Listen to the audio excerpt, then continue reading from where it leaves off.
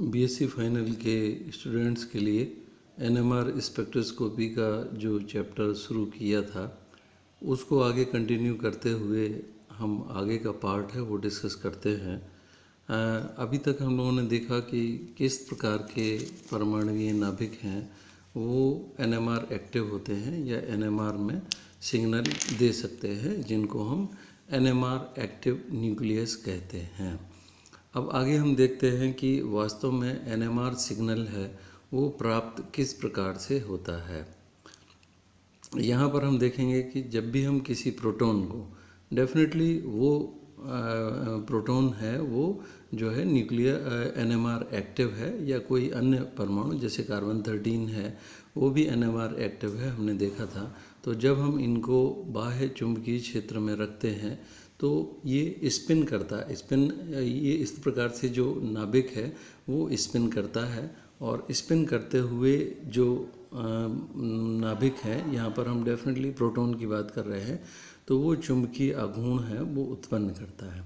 चुंबकीय आघूर्ण दो में से एक संभव अभिविन्यास ग्रहण कर सकता है, और इसको हम व्यक्त करते हैं 2I+1 से। यहाँ पर I है वो मैग्नेटिक मोमेंट ऑफ प्रोटॉन है। यहाँ पर हम विस्तार से अभी प्रोटॉन एनएमआर के बारे में बात अगर हम करते हैं तो 2I+1 है वो उसका चुंबकीय आघूर्ण है, वो उसके द्वारा I चुंबकीय आघूर्ण है। इस सूत्र द्वारा हम उसके अभिविन्यास को निर्धारित करते हैं। तो प्रोटॉन के लिए I की वैल्यू है, हम जानते हैं वो हाफ होती है, 1/2 है प्रोटॉन के लिए I की वैल्यू, और उसका जो I की वैल्यू, इस मान को I की वैल्यू 1/2 रखने पर, सूत्र में रखने पर अभिविन्यास की संख्या है 2 × ½ + 1 दैट इज़ 2 प्राप्त हो जाएगी। अर्थात हमें I की वैल्यू हाफ अगर हम रखते हैं तो दो संभावित अभिविन्यास हैं वो बाह्य चुंबकीय क्षेत्र में रखने पर इसके हमें प्राप्त होंगे। इस इस सूत्र में रखने पर अभिविन्यास की संख्या हो जाएगी 2 × ½ + 1 दैट इज़ 2 है। इस अभिविन्यास में से एक स्पिन बाह्य चुंबकीय क्षेत्र की दिशा में होगा तथा यह निम्न ऊर्जा वाली अवस्था होगी, और तथा बाह्य चुंबकीय क्षेत्र की दिशा के विपरीत वाली अवस्था अस्थायी व उच्च। तो अब इसमें क्या होगा कि जो न्यूक्लियर स्पिन है वो दो भागों में विभाजित हो जाएंगे। प्रोटॉनों के न्यूक्लियर स्पिन है दो भागों में विभाजित हो जाएंगे। एक अवस्था है वो लोअर एनर्जी स्टेट होगी। एनर्जी की स्टेट में हम जानते हैं कि जब निम्न ऊर्जा अवस्था होती है तो वो स्थायी ऊर्जा अवस्था कहलाती है, और उच्च ऊर्जा अवस्था है अस्थायी ऊर्जा अवस्था कहलाती है। स्थायी ऊर्जा अवस्था को हमने अल्फा से व्यक्त किया है और अस्थायी ऊर्जा अवस्था को बीटा से व्यक्त किया है। तो जो ऊर्जा का विभाजन होगा बाह्य चुंबकीय क्षेत्र H0 लगाने पर, तो वो इस प्रकार से +½ और -½ से हमने व्यक्त कर दिया है।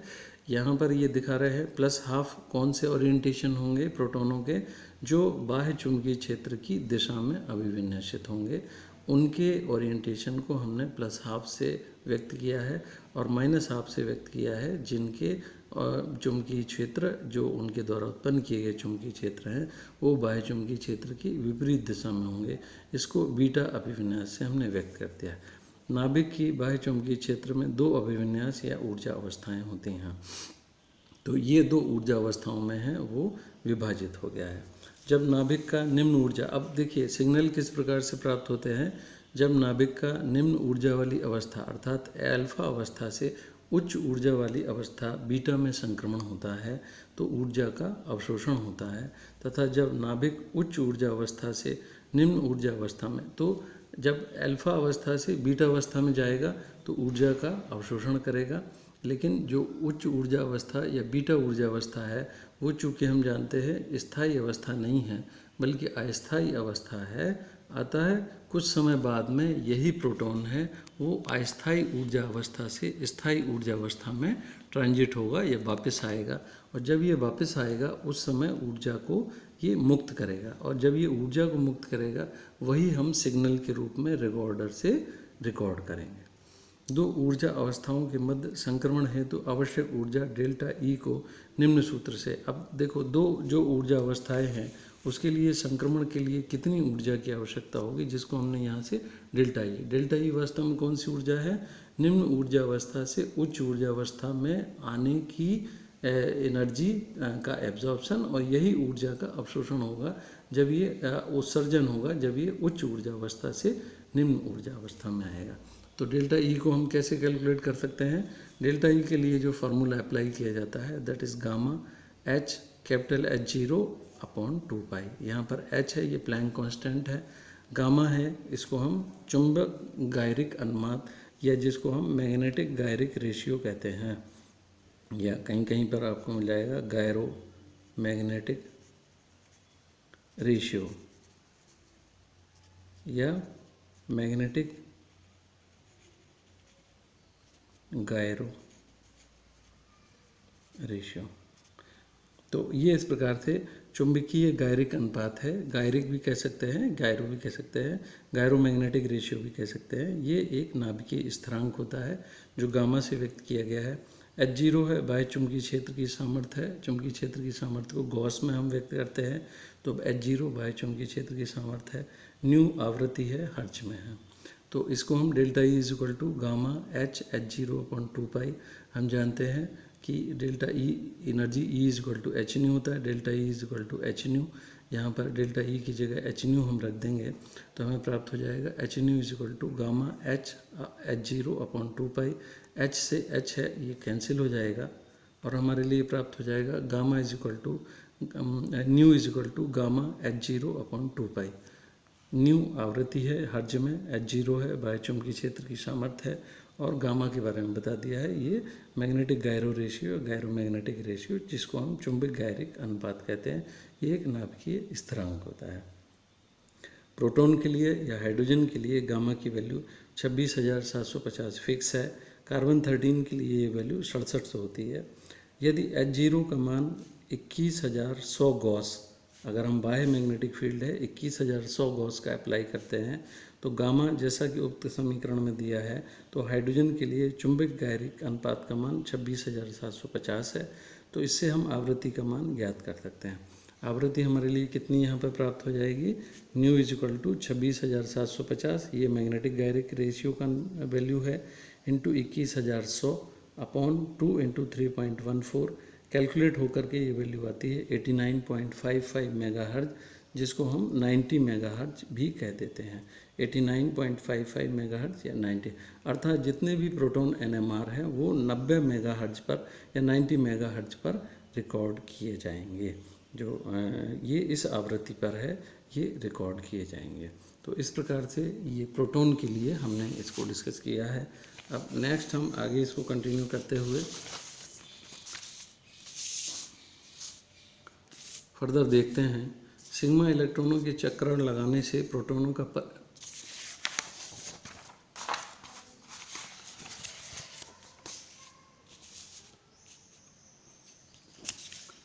अब हम देखेंगे कि हम सिग्नल को प्राप्त करने के लिए, NMR का सिग्नल को प्राप्त करने के लिए हम NMR स्पेक्ट्रम में किन चीज़ों को फिक्स रखते हैं और किन चीज़ों को हम वेरी करते हैं। तो जो प्रिंसिपल है, जो सिद्धांत है, उसके अनुसार क्या है कि NMR स्पेक्ट्रम को ज्ञात करने के लिए पदार्थ को एक निश्चित चुंबकीय क्षेत्र में रखकर उस पर लगातार परिवर्तित आवृत्ति के विकिरण हैं वो लगाने चाहिए। तो जो सिद्धांत है वो तो क्या कहता है कि हम NMR स्पेक्ट्रम ज्ञात करने के लिए चुंबकीय क्षेत्र को हम फिक्स करें और उसको लगातार परिवर्तित आवृत्ति के विकिरण हैं से गुजारें, जैसा कि हम अल्ट्रावायलेट या इंफ्रारेड स्पेक्ट्रोस्कोपी में करते हैं। परंतु यहाँ पर हम इसका विपरीत काम करते हैं। हम क्या काम करते हैं? विकिरणों की आवृत्ति को तो स्थिर रख देते हैं और चुंबकीय क्षेत्र की तीव्रता को लगातार परिवर्तित करते रहते हैं। हम क्यों ऐसा करते हैं? क्योंकि हमें यहाँ पर देखना चाहिए कि हम वास्तव में यहाँ पर कौन सा स्पेक्ट्रम रिकॉर्ड कर रहे हैं। न्यूक्लियर मैग्नेटिक रेजोनेंस, अर्थात भिन्न भिन्न प्रकार के जो नाभिक हैं, जिनके भिन्न भिन्न प्रकार के नाभिक हम क्यों कहेंगे? जैसे अगर हम प्रोटॉन NMR स्पेक्ट्रम ही रिकॉर्ड कर रहे हैं तो उसमें जो प्रोटॉन हैं उनके जो एनवायरनमेंट है वो अलग अलग है। उनके एनवायरनमेंट अलग अलग होने की वजह से उनकी शील्डिंग हो रही है, कुछ की डी शील्डिंग हो रही है। हर एक का एनवायरनमेंट हर एक प्रोटॉन का अलग है, तभी हम भिन्न भिन्न प्रकार के प्रोटॉन कितने हैं, किस किस एनवायरनमेंट वाले हैं, उनको हम डिटेक्ट कर पाएंगे। तो इसलिए हमें अलग अलग जो प्रोटॉन हैं उनकी स्थिति को ज्ञात करने के लिए, उनकी संख्या को ज्ञात करने के लिए हमें वेरिएबल मैग्नेटिक फील्ड को अप्लाई करने की आवश्यकता है। तो हम यहाँ पर क्या करते हैं, फिर से हम समझ लें कि यहाँ पर विकिरणों की आवृत्ति को तो हम स्थिर रख देते हैं और चुंबकीय क्षेत्र की तीव्रता को हम परिवर्तित करते हैं। चुंबकीय क्षेत्र की तीव्रता के जिस मान पर विकिरणों की ऊर्जा प्रोटॉनों के उच्च ऊर्जा स्तर पर जाने के लिए पर्याप्त हो जाती है, वो अवशोषण होता है। देखिए, चुंबकीय क्षेत्र की तीव्रता को हम परिवर्तित करते जा रहे हैं, तो विकिरणों की ऊर्जा प्रोटॉन के उच्च ऊर्जा स्तर पर जाने के लिए जिस तीव्रता पर पर्याप्त हो जाती है वो अवशोषण हो जाता है। जब वो मैच कर जाती है तो फिर वहाँ पर अवशोषण हो जाता है तथा एक सिग्नल, अवशोषण का मैंने बताया है, निम्न ऊर्जा स्तर से प्रोटॉन उच्च ऊर्जा स्तर में जाएगा, अवशोषण होगा। जब वो उच्च ऊर्जा स्तर, चूँकि उच्च ऊर्जा स्तर स्थायी नहीं है इसलिए वहाँ से वापस पुनः अपनी निम्न ऊर्जा स्तर में आएगा, तो वहाँ पर है ये अवशोषण होगा और एक सिग्नल है और ये प्राप्त होगा। जब वो वापस आएगा तो हमारे लिए एक सिग्नल है वो प्राप्त होता है, जिसको हम NMR स्पेक्ट्रम में रिकॉर्ड करते हैं। तो ये एक सिग्नल है, ये हमारे लिए प्राप्त हो जाएगा। यहाँ पर हम प्लॉट में क्या देखते हैं, विकिरणों का अवशोषण है और ये चुंबकीय क्षेत्र की तीव्रता है।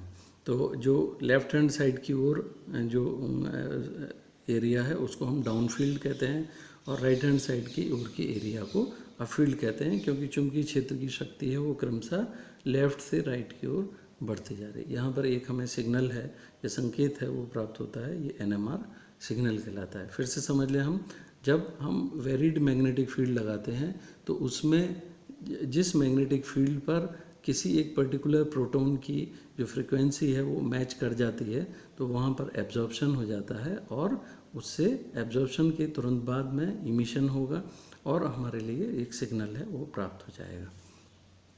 अब हम यहाँ पर देखते हैं नाभिकीय परिरक्षण। अभी हमने देखा कि किस प्रकार से भिन्न भिन्न प्रकार के जो प्रोटॉन हैं उनके एनवायरनमेंट अलग अलग होते हैं, तो इसको हम लोग व्यक्त करते हैं नाभिकीय परिरक्षण और विपरिरक्षण से। Nuclear shielding and D shielding जिसको हम कहते हैं।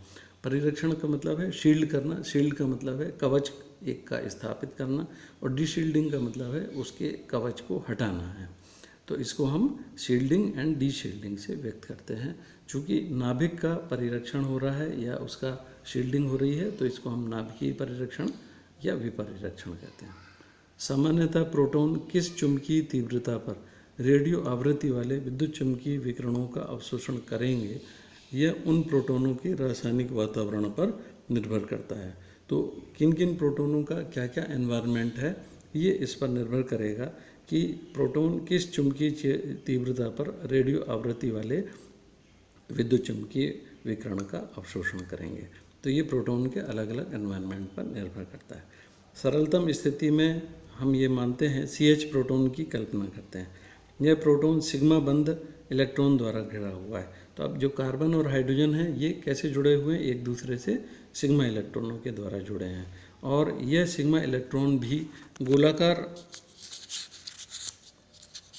अब हम जानते हैं इलेक्ट्रॉन्स भी अपनी नाभिक अक्ष पर है वो घूमता रहता है, तो ये भी अपनी अक्ष पर है, लगातार है, घूमते रहते हैं, इलेक्ट्रॉन हैं वो घूमते रहते हैं तथा इन आवेशित कणों के गोलाकार पथ पर घूमने से तो हम ये भी जानते हैं कि कोई भी आवेशित कण है चाहे वो धन आवेशित है या ऋण आवेशित है, तो इलेक्ट्रॉन है वो जब अपनी गोलाकार पथ पर अपनी एक्सिस पर घूमता है तो वो भी एक चुंबकीय क्षेत्र उत्पन्न करता है।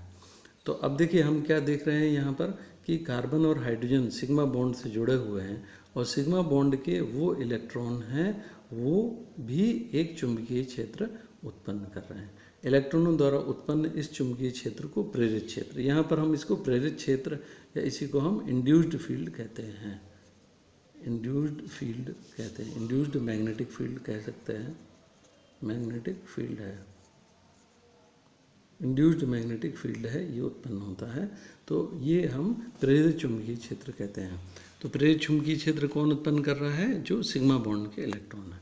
प्रोटॉन पर पड़ने वाले इस बाह्य चुंबकीय क्षेत्र को ये प्रेरित क्षेत्र विरोध, अब देखिए प्रोटॉन पर पड़ने वाले इस बाह्य चुंबकीय क्षेत्र का ये प्रेरित क्षेत्र है वो विरोध करते हैं तथा इस प्रकार यह सिग्मा इलेक्ट्रॉन बाह्य चुंबकीय क्षेत्र से CH प्रोटॉनों का परिरक्षण कर देते हैं।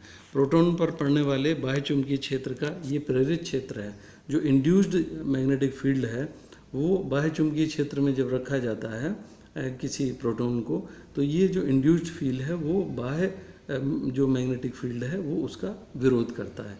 तो यहाँ पर हम क्या कहेंगे कि ये इसको शील्ड कर रहा है। शील्ड करना मतलब प्रोटेक्ट कर रहा है तथा इस प्रकार यह सिग्मा इलेक्ट्रॉन बाह्य चुंबकीय क्षेत्र से CH प्रोटॉनों का परिरक्षण करते हैं या उसका विरोध करते हैं। बाह्य चुंबकीय क्षेत्र हमने लगाया है।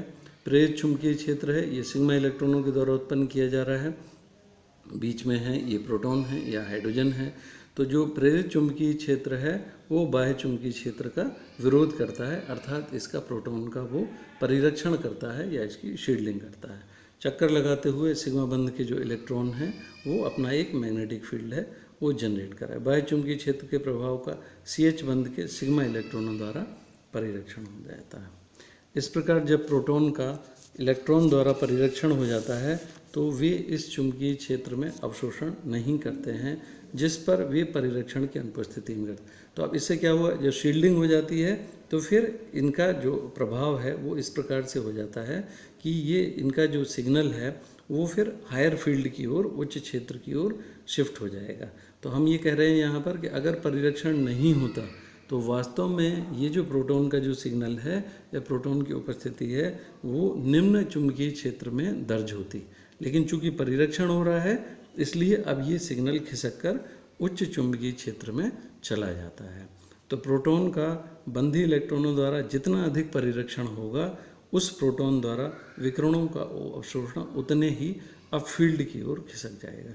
तो जितने बॉन्डिंग इलेक्ट्रॉन्स हैं, जो सिग्मा इलेक्ट्रॉन्स हैं, जितना वो परिरक्षण करेंगे उतना ही ये जो सिग्नल है वो अब फील्ड की ओर खिसक जाए। कुल मिलाकर हम ये कह सकते हैं कि अगर किसी प्रोटॉन की शील्डिंग हो रही है बाई सिग्मा इलेक्ट्रॉन्स तो इसका जो सिग्नल है वो अब फील्ड की ओर शिफ्ट हो जाता है। इसको हम प्रोटॉन की शील्डिंग कहते हैं बाय द सिग्मा इलेक्ट्रॉन्स। तो ये कंसेप्ट है यहाँ पर शील्डिंग का, और इसके द्वारा जो सिग्नल है उसकी स्थिति में परिवर्तन होता है।